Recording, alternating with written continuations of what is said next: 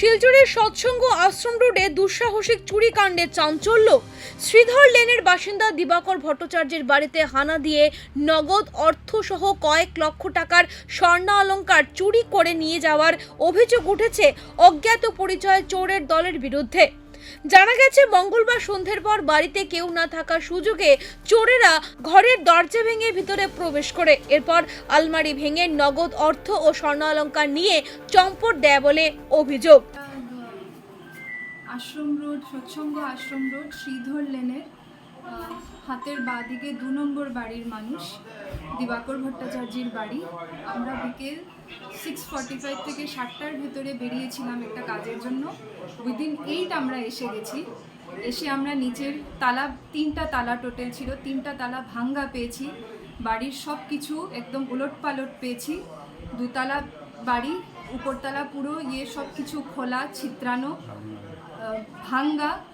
আর আমাদের বাড়িতে গোল্ড ছিল অ্যারাউন্ড 4.5 লাখসের পুরো একদম চুরি হয়েছে, সহ ক্যাশ।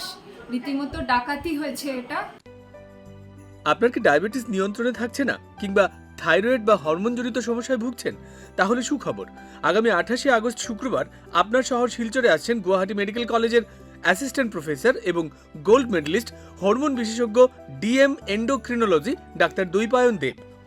তিনি চিকিৎসা করবেন ডায়াবেটিস, মেটাবলিজম, থাইরয়েড সমস্যা, অস্বাভাবিক ওজন বৃদ্ধি, যৌন সমস্যা, মহিলাদের পিরিয়ড ও হরমোনজনিত যাবতীয় সমস্যার উপর। স্থান শ্রীমা মেডিকোজ, শিববাড়ি রোড, তারাপুর, শিলচর। সময় বিকেল 4টে থেকে 6টা পর্যন্ত। বুকিংয়ের জন্য আজই যোগাযোগ করুন 03842 268 311, 9435070359 অথবা 8638814614 নম্বরে। রাতে পরিবারের সদস্যরা বাড়িতে ফিরে দরজা খোলা এবং ঘরের ভিতরে জিনিসপত্র এলোমেলো অবস্থায় দেখতে পান। বিষয়টি জানাজানি হতেই খবর দেওয়া হয় স্থানীয়দের এবং পরে শিলচর ন্যাশনাল হাইওয়ে আউটপোস্টে। খবর পেয়ে পুলিশ ঘটনাস্থলে পৌঁছে তদন্ত শুরু করেছে। পুলিশকে ফোন করে জানানো হয়েছে, ওরা ইনভেস্টিগেশন করেছে, সবকিছু নোট করেছে। কিন্তু আশ্রম রোডের আরও বেশি প্রোটেকশন প্রয়োজন, কারণ আশ্রম রোডে কনস্ট্যান্টলি রীতিমতো চুরি হয়ে থাকে। এটা রিপিটেড হতে হতে মানুষের অভ্যাস হয়ে গেছে যে চুরি হবে। ওটা ঠিক না, ওটা ঠিক না।